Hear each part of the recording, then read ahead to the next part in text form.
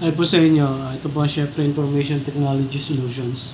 So kung naghahanap kayo ng matibay na parang UPS, so para hindi ma-shutdown yung computer nyo pag nagkaroon ng blackout o brownout. So kadalasan kasi lumalabas ngayon sa market, disposable yung UPS nila, mga ilang gamit lang, mga ilang buwan lang, sira na. So ito multifunction na UPS, power station na rin siya. So tingnan natin yung loob nito. Magandang magkaroon kayo ng ganito, lalo na kung madalas yung brownout o blackout din sa area nyo. Kumbaga dito mo na isasaksak yung computer mo just in case magkaroon ng power interruption, hindi siya basta ma-shutdown yung computer mo. Kasi kung madalas ganon, pwede masira yung hard disk ng computer mo hanggang sa masira na yung mismong unit mo o yung system unit mo. So ito yung papakita namin sa inyo, multifunction na siya. 24/7 siyang pwede mong nakasaksak dito yung computer mo. At kung magta-travel ka naman, pwede mo siyang dalhin as power station. Kasi bukod doon sa computer mo, marami kang pwedeng isaksak dito. Tingnan natin.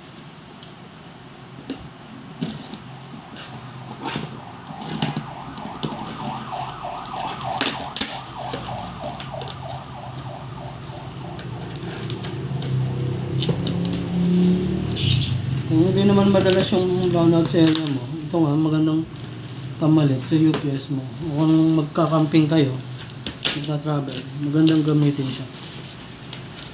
Kasi nakailang bili na kami ng UPS, walang tumatagal eh. Madalas siyang nasira. So ito yung tsura niya. Ito yung brand, Blue Tea. May kabigatan. Portable power station. At the same time, pwede siyang maging pinaka-UPS ng computer mo.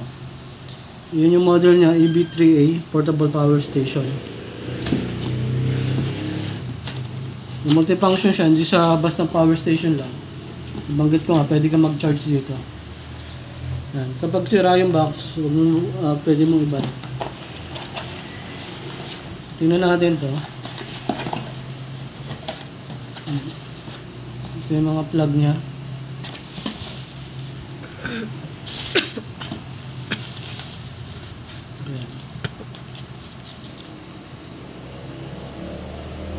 Ngayon, malalaman natin kung saan isasaksak yan.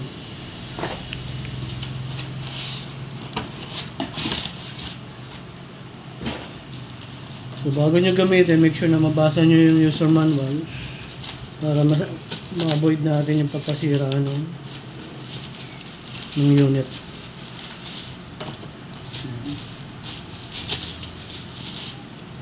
So, ito yung certificate, pumasa siya sa quality control.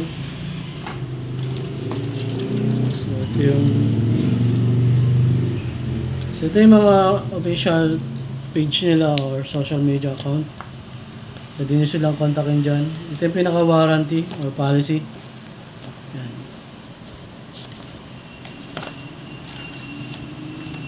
So ito na yung user manual.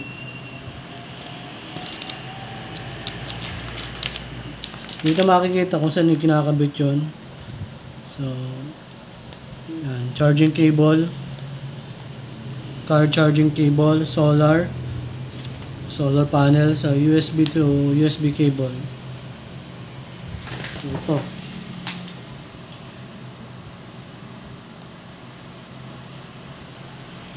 Yan, car charging cable. Hindi. Solar charging cable to. Isa. Kung may solar panel kayo, ito yung gagamitin. So, hindi kasama yung solar panel dito, kailangan yung bumili ng panel. So, ito naman yung AC charging cable. Pag i-charge nyo siya. So, I think 30 minutes bago siya mapuno. 80%. So, tingnan muna natin yung iba. So, ito yung mga indicator. So, cigarette light port, yan. DC power button, DC input, AC import, circuit, breaker, Number 6, so yung breaker niya, wireless charging pad. Number 7, yun, ipapatong doon. So yung indicator, LED screen, lamp. So may ilaw din siya. LED lamp button, number 9. Number 10 dito, button. USB-C port, C-type. Tsaka yung USB port, output, tsaka yung power button, AC, number 14 dito. So yun yung mga indicator. Naka-eco mode siya pag yung turbocharging B. Dito, turbocharging. Low battery alert. So C, nandito siya, battery alert. Input power. Yan. Pag nag-charge ka. Output, dito. Ito yung parang percentage ba. Battery capacity, dito makikita yung watts, frequency.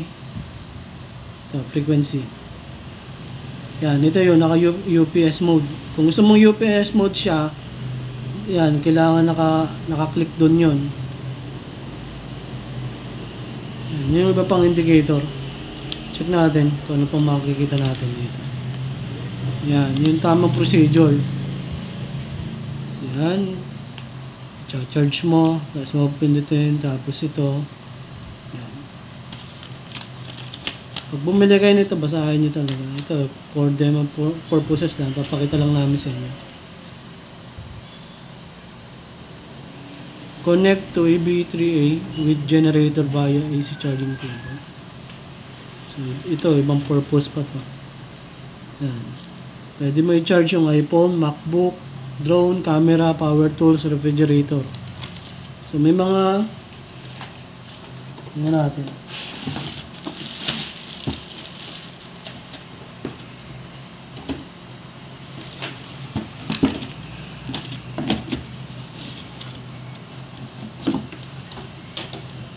Yan ang harap niyan. Dito, ito yung wireless charging. So, ipapatong mo dito yung cellphone mo. Mag-charge siya. So, ganito lang siya kaliit, portable. So, yun yung itsura niya. So, ito, dito. Ayan.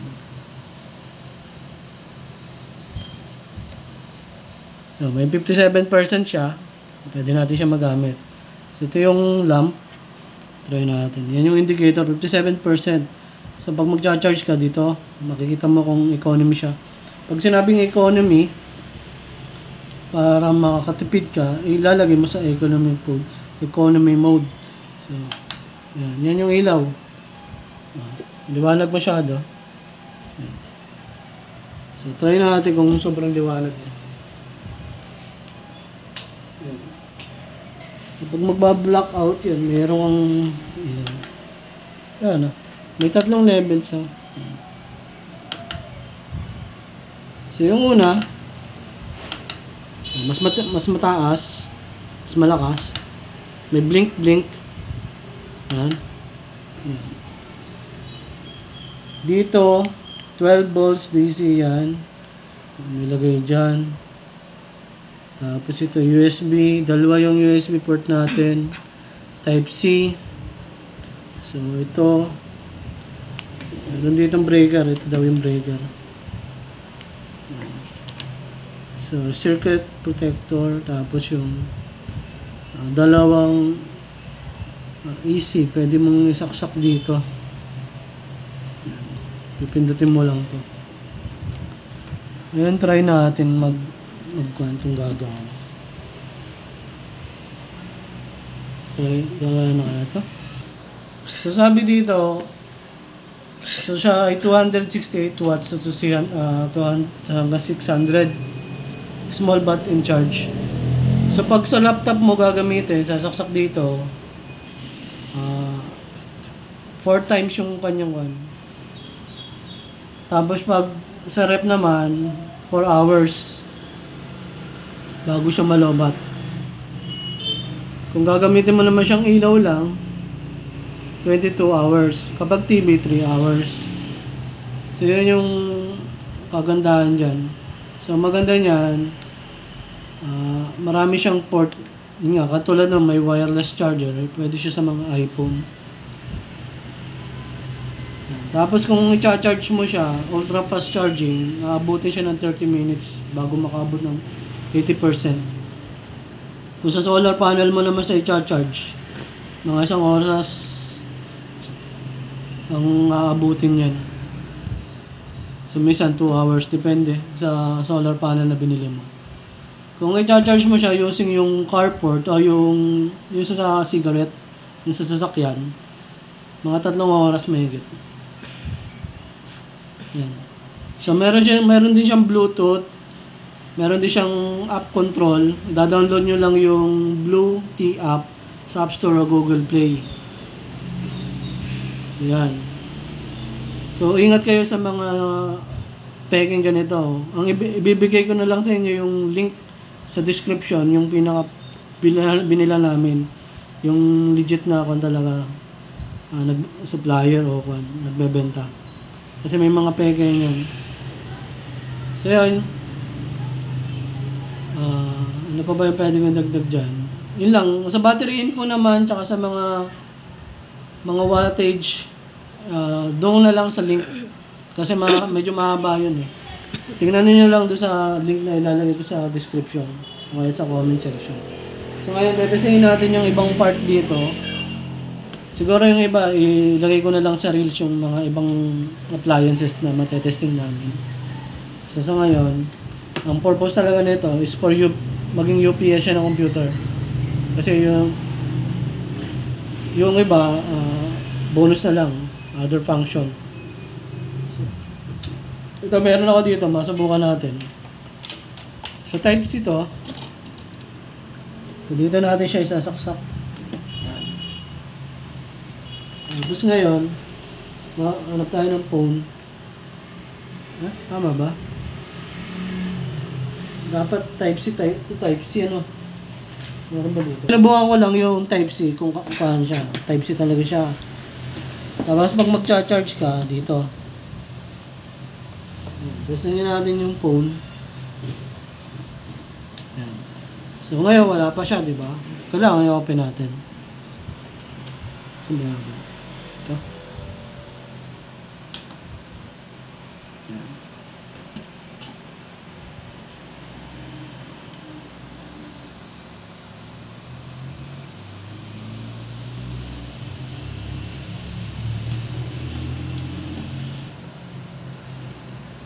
So yung mapansin nyo, yung paggamit nito, di ba ito yung button? Pag pinindot mo siya, dito kayo mag-base. So, pag pinindot mo siya, mawawala yung charging niya. Kasi depende sa mode yan. Pag ito naman yung kinilik mo, yan, mag-charge siya bigla. Ayun o. So, naka-DC siya. Ito, yan may percentage siya dito. Kulang oras. Yung itatagal ng 57%. So ngayon, kapag ito naman ang pinindot mo, magiging AC naman siya. Napansinin nyo to. Diba, pag ganyan yan, so ibig sabihin, yan yung sakop niya. Kapag itong pinindot mo, ito naman yung sakop niya. So, kapag itong pinindot mo, ito yung ilaw. Try mong pindutin to. AC lang yung lalabas sa kanya. Kasi pang AC lang talaga. Mamamatay siyang ganun. So, depende yan sa may pindutin nyo. So, kung Type-C, inilagay mo, pipindutin mo lang to. Ganun yung purpose niyan. So, depende yan sa mode na gagawin mo. So, kapag sinaksak mo dito, nagsaksak ka dito, at pinindot mo to, magkakaroon pa siya na ibang function kung pang UPS ba yung purpose mo o sa AC siya. So, yun. So, kung may mga question pa kayo, pwede kayo mag-comment sa amin para mas malaman nyo kung paano pang, lalo na kung nakabili na kayo. So, ito, talaga nag-charge siya. Ayun, charging. So, pag pinatay ko yan, lilipat siya sa ibang mode. Yan. Tapos ito naman yung dito. Ano isang bilato. Yan, sa baba. Pag i-charge mo to, yan. Tapos ito yung sa solar panel. kabila. So yun lang, medyo mahaba na yung video. So tingnan natin kung yan, tuloy pa rin naman yung charge niya kahit nakapatay yung LCD screen niya para mas makatipid sa kuryente. So ito maganda, meron kayo nito pang emergency to. Hindi mo na kailangan bumili ng generator. Dito pa lang, lalo na kapag brownout, pwede mo saksak yung electric fan, yung laptop, yung ilaw, yung electric fan nga, mga ganun, laptop. So yun. Susunod namin, paghahati-hati na lang namin yung video, lagay namin sa Reels. Kaya maganda, nakapollow kayo sa channel namin para makita nyo na yung iba pang purpose. Kasi dito, hindi pa namin makukunin. Explore pa namin. At least nakita nyo na yung product, no? So, kung interesado kayo, click nyo yung product link sa baba. And yung mga naghahanap ng mga software dyan, mga payroll, POS, nag-provider po kami. Message nyo lang kami, i-PM nyo lang kami. So, itong for vlog content po namin. So, related siya sa mga technology, information technology. Lalo na yung mga nagko-computer, mga nagwo-work from home, kailangan nyo nito. UPS multifunction. That's workstation. Workstation. Power station. So, yun lang and stay safe.